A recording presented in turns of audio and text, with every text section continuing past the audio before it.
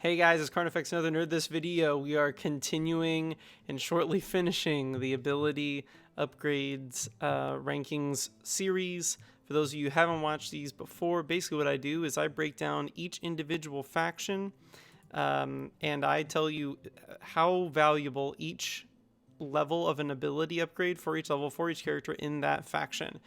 Basically what goes into it, I'm considering the cost, right? So obviously an ability upgrade for level 6 costs a lot more than the ability level 2. There's got to be some justification for that in order for that to have the same value.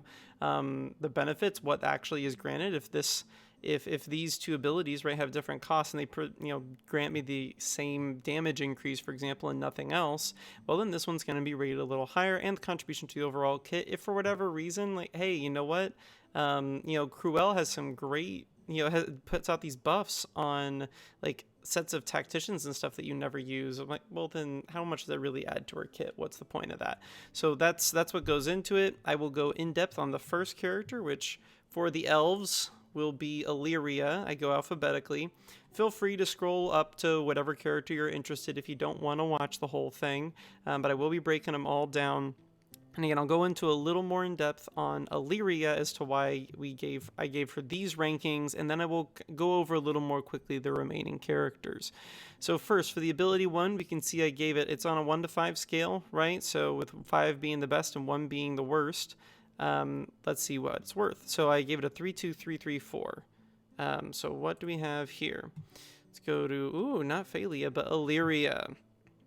3-2-3-3-4. So you can see one of the things that she's getting here is some additional potency. So right out the gate, we get a 15 and a 15, right? And like I said, if I'm getting the same thing, why would, for more scrolls, why would that be the same value, right? So rank it a little lower there, but then we get an additional increase of magic damage, so we give it like a little bump. She does actually crank out some pretty solid damage, particularly in elf teams because of her passive, so I am factoring that in whenever I'm making this consideration. Again, a little like marginal increase here, so we keep that 3, and then at the end we get that potency lasting an extra turn, and so now it goes up to 3, and it has a 100% chance to apply. 100% chance to attempt.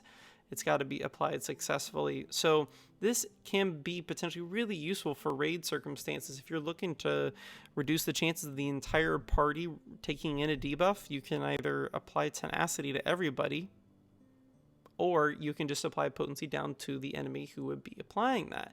So the problem in general is that she's just, right now there's solo teams, who knows, maybe in raid 2, currently I named the future goblin raid, that'll have a little more value, but it's definitely not the worst ability, but not super crucial to her at the moment. So for her ability 2, that's her AoE heal. We give really high marks at the beginning and pretty mediocre marks towards the end. Why is that? Well, initially, the healing doesn't scale. You'll see damage and healing percentages. I'll talk about whether or not they're scaling well or whether or not they're more flat. So it would be completely flat, right, if all these were 40% healing, so despite the fact that it costs more. And in that case, you're going to see the value decrease over time. If the scaling is reasonable, and overall it's like a good move, etc., then they're going to be able to maintain that value over the course of the upgrade. So initially we have some great, really solid value, but then it drops because it doesn't go anywhere, and then we boost it up a little more for these later stages of healing.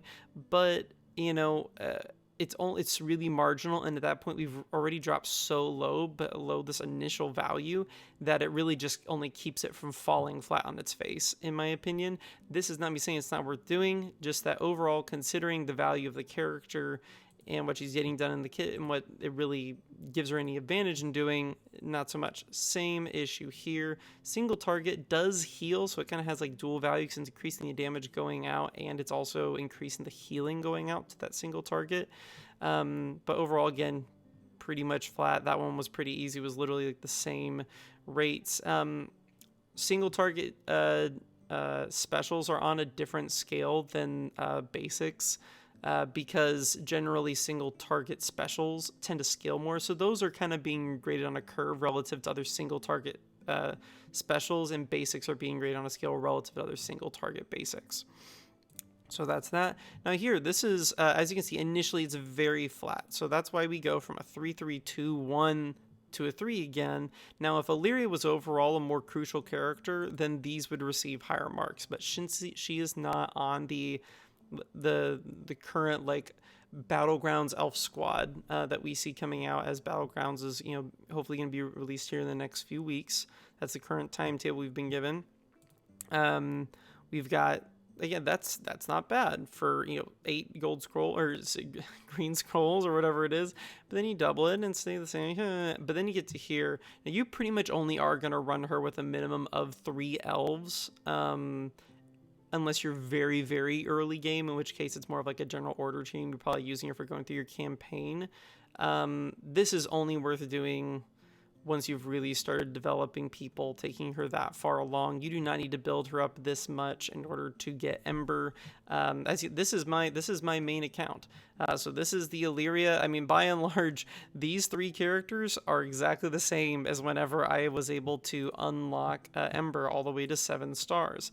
I had Nightiel at gear 11, and I had Kellrian, I think, at gear 8 as well. So it was a bunch of gear 8s, and then Nightiel at gear 11. Nightiel is largely able to handle it on her own, but giving her a little help doesn't hurt at all. Particularly since there are other great elves out there. If you did manage to get Falen and somehow don't have Ember, or if you got Wonder Lula, which is a little more reasonable, I think, to expect at this point. Excuse me. So, moving on to our next character, and again, now we're going to start to go a little bit faster through this. All right, so Count Delmon is next.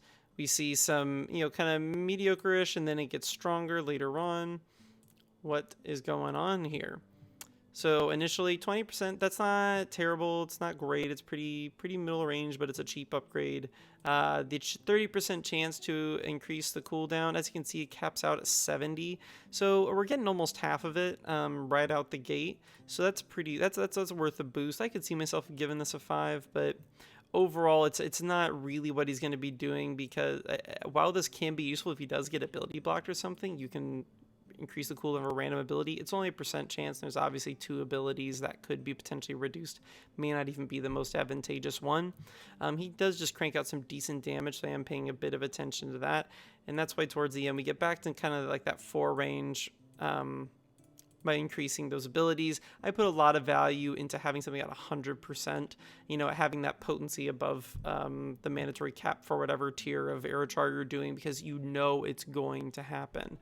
And so a little bit of lack of reliability there, but overall good, just not as crucial to his kicks. It's something that unless he gets ability block, he's not using it till turn 3. All right, so next, Mark of Death. This is one of the key elements of his kit, and we give 4s and 5s the whole wave. Specifically at 2 and 5, we get a little more. Why is that? Well, because we're getting Inflicting Mark of Death. So the damage scales really well over the course of this. 70% on a single target special is really good overall. And then getting that increased chance of inflicting Mark of Death. I mean, let's be real. If there was no Mark of Death on this, if we just took this, it's like there's no Mark of Death. You know, it would basically just be a really high damage move. That's why you get this, is for the Mark of Death. Again, getting that to 100% is really significant. If you can't get him there, at least get him to level 3. The increased damage is great, and you should definitely get it, but having this Mark of Death last for 3 turns, having 100% chance to apply it, is going to give you a lot more reliable outcomes in your matches. Moving to ability 3. Now we have a really, a rough cost here, so let's find out what's going on there. This is his move he's going to start off the match with most of the time. So initially getting some great turn meter, and then for whatever reason it drops, and it's kind of stank for a little bit there, but then it goes back up to that 10%, which is why we see it kind of restore, but not fully, because it's a lot less valuable at that point. It is something that you will generally want, because if you need your Count Delmon to get out before someone else, particularly if they're running like a really slow tank or something, and you have enough speed on Delmon, and he, it's very possible that you might be able to do that if you're running up against some slower tank comps where they just haven't ruined their tanks well, so that can be significant. Also, just getting him out in front of the other Count Delmon can be good, depending on the circumstance. 3 random allies gain crit damage increase for 2 turns. Oh, I forgot to say, specifically with this, being able to like go against demon teams, it's not something that's really possible right now, but for example, being able to jump out in front of characters like For example, if your Wonder Lula is a little faster, right, because she's an insanely fast character. If your Thalen's a little faster, you can get out this mark of, you can have him jump out in front, even though he's slower than them. And then they can put out more damage with the Mark of Death applied. And on top of him getting it out in general. So being able to like jump out and get Kyra if they're not running a tank on that comp. Then he gives a crit damage increase to 3 random allies. So as you can see before, gives it to no one. So he does not guarantee getting this himself. Now he's going to give it to 3 of the 5 party members, and then all allies are going to get it. That is a really, really valuable bit there. Now technically, yeah, we're only getting it for 2-ish, because usually you're not going to run Count Delmon with any summons, at least right now with the characters that we're familiar with. So it is, you know, only getting 2 versus 3, but that reliability to me makes it not drop too far in value of now I know everyone on my team is going to get it. So finally we have his A4, his passive, better value at the beginning, but still great value at the end. Why is that? Well, because we're getting great penetration numbers early on, really cheap. We get this boost to, considering Wonder Lula, as you can see, the Falen synergy is already present there. And then we get, and then we were just kind of stacking it up with these initial bits. And then here we gain the crit chance, which is really significant for the Elves. And this is going to get Wonder Lula at pretty much, you know, you can get her to almost 100% just from passives and the leadership and her own mod set along with her gear. So overall great, but it does tend to, you know, the scaling at some point, it's like, well, we already got that, and now we're just continuing to get a little less. But since Wonder Lula is such a core, that trio is so integral to each other, it's something I still give high marks for. Moving on, Falia. So Cruddy early on kind of gets a little mediocre. Better early on, little mediocre, eventually is okay, really not high on the A4. So going in, why do I write Sengiel next to him, next to the A1? Because unless you're running something weird like Renara out there, or Hard Orc, your regeneration is usually going to be coming from Sengiel. Now, Falia, Sengiel, and Illyria do have the potential to have kind of like a C-team level synergy, because they do work reasonably well with each other because of Falia, and the fact that Falia, when boosted, can be really significant. But again, this is the number 2 team for the Elves. There's a chance that Falia specifically, not Sengiel or Illyria, but Falia or Sharp is kind of the 5th person in that slot right now if you're going exclusively Elves. It's just 2 different mentalities. Do you want a 100% chance to crit, or do you want to have some AoEs going out that potentially can refresh your cooldowns quickly and allow her to chain together a couple while getting tons of turn meter for it? Falia probably overall has the highest like possible contribution. Like if you have ideal conditions, she's probably almost certainly really better than Sharp. But still is definitely the kind of the character that if someone new Elf gets released, very possibly would be the one to replace her in that top 5 for Elves exclusive. Ooh, that was a mouthful. So going back into this, right, regen stacks, it really doesn't scale that. It's fine, like, but it's really not great. You get additional magic damage for each regen stack.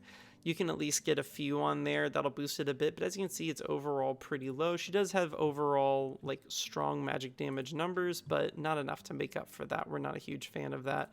Blinking back in. So starts off a little better earlier, and that's because, you know, for 10% less poison, we're getting on the main target, but then again, we get 10%. Now this 30% is for 2 additional targets. So factor that in. You're not just increasing 20% for the main target, you're increasing 30% for 2 additional targets. And then again, just the damage doesn't scale well. This is nice because it helps us eventually to boost the main and the additional, and then getting additional poison stack on the main target. Now again, if she was a better character, these 2 would get some higher marks, but they don't because she's not.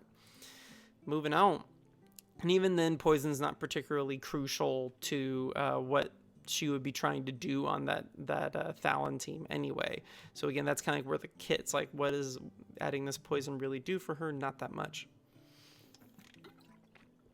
Magic damage to all enemies. Starts off a little weak and then gets better. It's just because the damage jumps up pretty hot.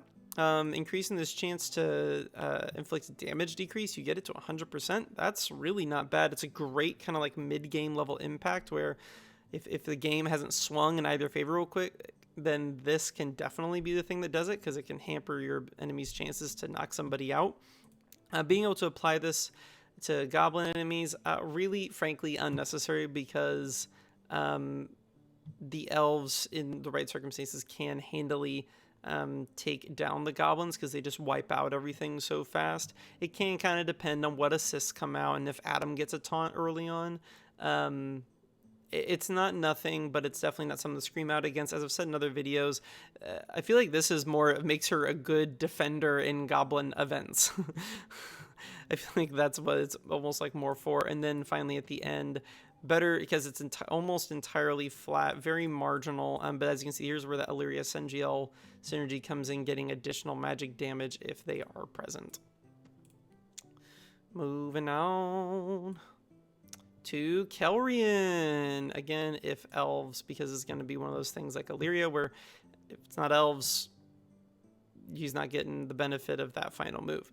So he doesn't do a lot of damage, and he's a tank. It's not his job. That's his basic.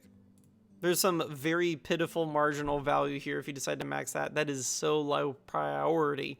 This is his taunt. Initially, it's great. Initially, towards the end, not so much. There aren't that many tanks whose taunts stay great over time. Tromgar is one of the few exceptions to that.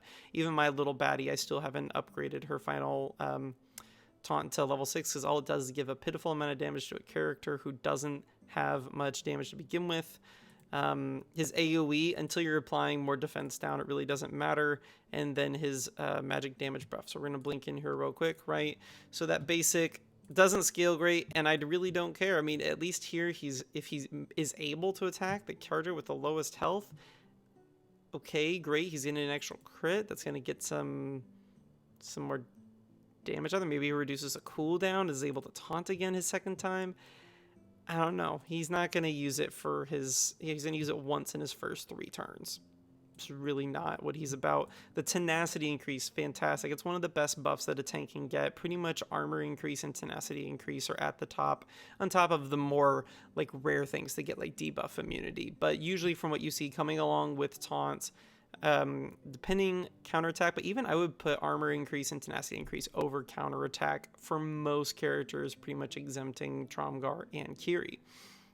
Removing a debuff, that's good. There could be someone's put damage decrease on you, someone's put bleed on you. You're able to get rid of that and take less damage. And it's, again, very minimal cost. Getting some health, you're probably not running Kelrian with much, if any, heal support. So this is definitely not bad.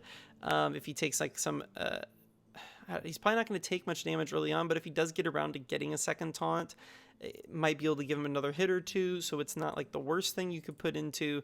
But now we're talking about, well, 2 buffs. Yeah, I mean, there could be chances where there's fewer chances where you need to get rid of 2 buffs than 1 after 1 turn, because he's a first turn taunter. And then the 10% health, again, it's not like not in his kit, but the odds that he's going to have any health to heal in his first turn, and the odds that he will be alive and need to heal and that it will make a difference in your fight, really, really low. Pretty much the only benefit to this would potentially be something like the Ember event, but the Ember event is arguably the easiest out of all of the legendary events, and so it's definitely not the place where you need to be spending those ability scrolls.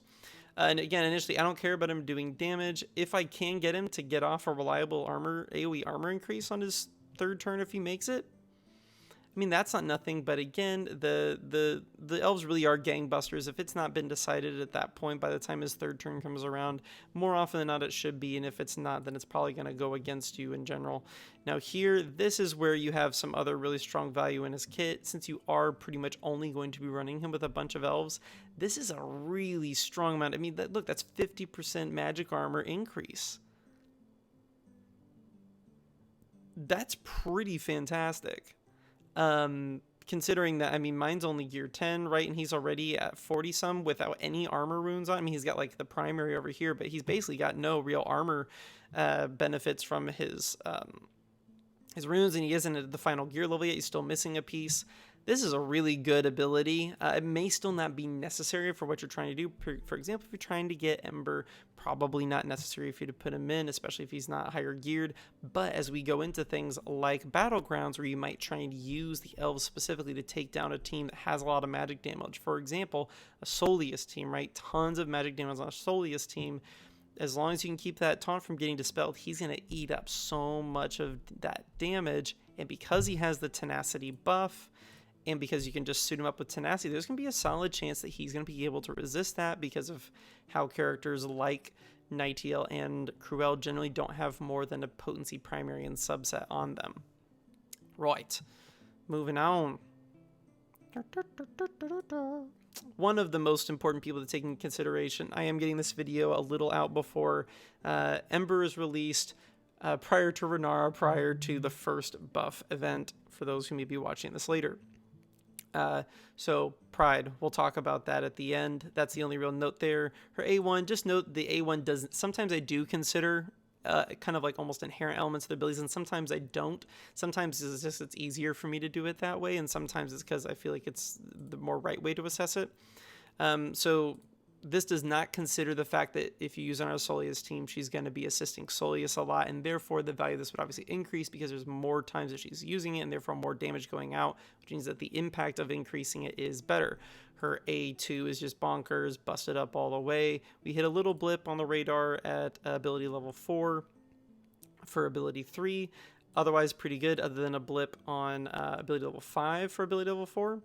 Or for ability 4, and then at the end, not a lot of love for her leadership, potentially some at the end for Pride. So, moving on. Going in. Really, the shield piercing damage, I have maybe had, and remember how, like, I had Soleus when, after the first time he came around, only had a 5-star, like a lot of people, but, I mean, I have used Nightiel a lot. And I have maybe had like 20 times where her shield piercing has killed someone when it, like, it's that. It's like if I didn't have shield piercing, that character wouldn't have died.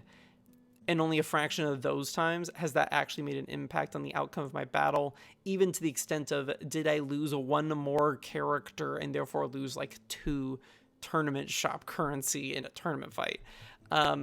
All that really matters here is the magic damage. It scales decently.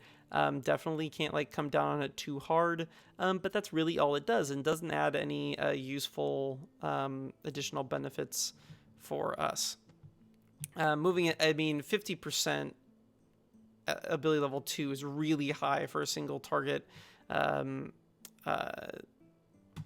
a single target special, we get these increased chance to ability block. It is pretty low most of the time until the end. I mean, you go from 50 to 100% chance in the last 2, but that damage is so good and scales reasonably well that we give this 5s all the way 100%. Now, we did hit this blip here at 4. So initially we're hey, you know what? We're getting more damage increases out. She gives it to herself and then applies it to additional people. So at this point, she's applying it to all but one person. Problem is that it's currently on her 3rd. Am I doing math? No, it's really far down the line. She's not going to have this puppy up for a while. You're only going to be able to use this on turn 4, which is not great. So we want to get that sooner. Now, going up 1, it helps us a little, but whenever you consider that, you really want that damage increase to go out on the first turn, so that everybody using their specials around 2 are going to be able to get the benefit. This makes it to where, assuming you have no summons, everybody's going to get it, but you still only have it available on turn 2, and now you need to choose between whether or not you are going to use the ability block or you're going to use the damage buff spread. Really, you got to get this all the way, but there is some decent value along the way as well. Basically, if you can't get it to at least 5, don't worry about boosting 4. Now for the passive, our 1 bit here, we didn't love the first one, we don't love here. It's because it's only applying 20% chances. That's not great. There's an additional effect that you get from level 4, which is why we give that a little more love. But then level 6, again, I put a lot of value in reducing it and getting to 100%. And this is such a significant part of her kit that I think giving it the 5 is justifiable. And then finally, at the end, getting these little here's the thing: if he already has the accuracy of 3% given, you've now accounted for the kind of like base dodge rate of 2%.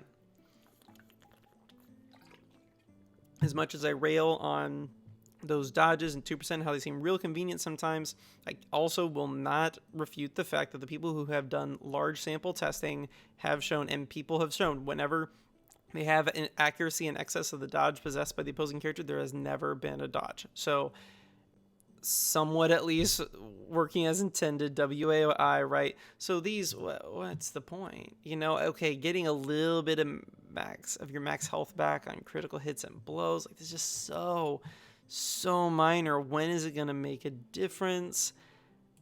I mean, at least here we start to get a little more. We get to start a little more. Once you start talking about, oh, I killed someone, 10% maximum health, landing the critical, like, we're getting at least somewhere. Honestly, part of me wants to drop that even to a 2, if not lower. Here's at the point. This is why I start to give a little more values, because it starts to counter the Hera lead. Overall, she's still not super viable against that squad. Her Dispel can be useful, but there's going to be buffs on all of the Pride characters in the beginning, so there's a lot of distractor buffs to prevent her from getting rid of the auto taunt on Salvador. This is more of kind of like a future thing, where if a character is released in the future that somehow circumvents that, then being able to essentially ignore the lead of Hera with regard to the dodge impact, that could be really significant. So I'm kind of trying to future-proof a little here, but know that under this context, this is basically not worth boosting at all. Maybe just the very beginning bits, if you are really trying to like YOLO it, the Ember event with Nightiel, that's really the only value to boosting that at all, until something else changes. Right, moving on. Sengiel, he is our red minimize investment. Now, he is not the worst of the minimized investment characters, but to me, he was significantly below the rest of this crew. He's the hardest to find a spot for. If you look at everyone else, it's easy to find. You can definitely make arguments for Illyria. Delmon's one of the kind of current top 4, if you will. Elves, Falen has potentially in that 5th slot. Kelrian's the tank, and he has great elf synergy. Nightiel, Falen, Sharp, Wonderlula. Sengiel is definitely the most odd man out by a measure that is similar to other factions, but he is not the most odd man out of the odd men out, if that makes sense. So moving on to his kit, not a lot of value here. His A3 is not bad. It's actually one of the best heals, single target heals in the entire game. But overall, just Renara and Falen need to kind of be around him in order to work well. The one kind of exception, there's a niche use for Sengiel, and that's in a lake team for Battlegrounds, because he can throw out a couple additional burnings, might be able to keep a tank up, maybe if it's kind of him, because you're using Cruel in that comp. Wouldn't advise it, but you could. He could help give some sustainability to make sure that Lake and everybody else gets around to get out their burnings and to put out his wombocombo. Pretty much we don't care about magic damage, because unless you have additional people coming out, he just really doesn't do that much damage to apply more regen stacks and increase his damage here. If you do, yeah, he can put out more damage, but you probably just don't have a great team in general. So the increased chance to burning is really the value there, and it's flat the entire time. I do give some credit for the little jumps we get. It's just very mediocre, giving additional regen stacks. Now, at some point, we get up to a decent amount of stacks, and as we'll see in his passive in a little bit, getting 6 regen stacks out actually does a decent amount for him. It gets him an additional 60% regen or damage through those regen stacks. But you can't even use it on turn 1. If you could use this on turn 1, I very well could have a different opinion of Sengiel, because it would at least give him one round of being able to like kick somebody's butt before things happen, and to where he'd be able to use his heals in consecutive turns. But he can't do that. I think there's no reason not to. I think they should absolutely go back and like ninja buff him and just make this available on cooldown 3 of 3. I think that would do a lot for his kit, because right now you're not even be able to use this until turn 3. So that's more of what you're using it for than sustainability. Blah, blah, blah, blah. I think you're with me. Really great single target healing scaling, and he gets regen on them for up to 4 turns. So it would be nice if it was kind of like a second stack and they each lasted 2 turns because of his passive, but that's not what it is. So here you are. And his passive initially doesn't scale, eventually does, but you really need more than him going on, or you need someone else to. So and that would Renar is the person I'm thinking of whenever I say that, or you need Falen around to be an additional person to benefit from his regens. So there you go. Need a little help there, Sengiel. Yeah, not the worst of the readies, but he is not. He doesn't not deserve being a red dude. So moving on to the next one, Sharp. Not great in the A4. Initially a little more value, but we do have some questions. So what's going on there, right? Over here, I mean, he's not using this until turn 3 minimum. I really would like him to have the armor decrease for things like potentially like the raid, if the elves are kind of used against an enemy, kind of like Era Charge, where you got to do a lot of damage quick. You can't reduce turn meter, and you just need someone to go in YOLO and do a lot of damage real quick because they're not going to last very long. Him being able to put out that armor decrease could give a little more value to it for a longer fight, longer than, kind of will be determined by a few rounds. His A3, remember that this hits 3 times, so it's not completely the same because of how damage mitigation works, but this is like 30, 45, 45, 45, 75. So at the end, we're getting a pretty great number there at the end. But overall, he's not going to be the guy winning matches for you. It doesn't hurt at all, and particularly because this is a triple hit, it works well with Falen's leadership to give him more turn meter, reduced cooldowns. Moving on over here, crit chance increase. He applies it to himself and then applies it to additional allies. So up to here, we're giving it to everyone but one. Reduces the initial cooldown by 1. Very similar to Nightiel. You want to be able to get this out on turn 1 at a minimum. You can stop here if you don't have any summons flying around. At some point, you might, and so it might be worth doing. So that's why I kind of gave that a 2. But getting it to here is the real goal. He's going to give himself crit damage increase, crit chance to everyone if you have no summons, and he's going to be able to wombo combo with all that on his second turn. Flat crit chance increase. Basically, you can get into 100% really, really freaking easy, even without runes for it. So definitely, like without a lot of, like, you don't need full crit chance sets to get him to 100% crit chance. So not a bad passive, but as you saw, completely flat, and that's why it synergizes well. So we give it good marks early on, but then it just drops because it doesn't give us much in terms of additional value for the additional cost. Moving on to Falen. Now Falen, like many legendaries, has got a lot of green going on. So we see some kind of mediocre values and even kind of rough one towards the middle in ability level 4 and 5. So let's go through that. She did receive a little buff to her leadership. Applying days is great, but this doesn't scale too hard. That's why we see a little drop here. But again, we kind of go from that 50% to 100% chance to days, so a lot of value later on, and the damage continues to scale, even though it isn't hugely bigly. 90% chance, huge. Being able to have 100% chance to apply buff immunity. All this is really, really good. This is her all 5s all the way. You cannot go wrong with boosting this up. May still not be the order you want to do it in, because this is so much of what she does. So with her leadership adjusted, basically if she crits with her basic in the first round, one of these 2 abilities will be up on turn 2. You'll want to use whatever one it is, almost certainly more often than not. If you get but you want it to be this one, almost certainly. And so applying, it's an AoE, so damage to all enemies if she hits everyone ability block for 1 turn. So significant. If someone has like a hard orc that goes out fast in front, that can mitigate a lot of it, but most circumstances you aren't going to need to be going up against a hard orc with Falen. So flat initially until the end where you get a big old chunk, and this is where we see that too, just because it is so like, hey, I just got this for what, like 7 green scrolls earlier? Come on, man. But at the end, getting it for each debuff applied that turn. So, you know, not crazy here, but you're applying 2 debuffs here, and you're potentially applying, you know, 5, 7, whatever it is, depending if there's summons or not. That's a lot potentially of extra turn meter, and that's not even counting the turn meter from the crits for her leadership. Come on. Recovering turn meter for leadership, we're recovering them for debuffing. Whew. A lot of turn meter flying around here.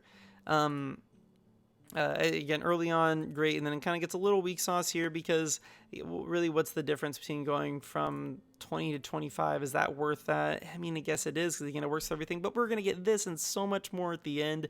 Not great value here and here, but you've got to get it all the way. This 50% chance to restore 1 turn to a random ability does so much for Falen in particular, making her more viable, because we've seen a lot of characters who, like Mordoom, he wasn't going to have a special up until turn 3, and they're like, yeah, he's not going to do much if we don't boost him out of that.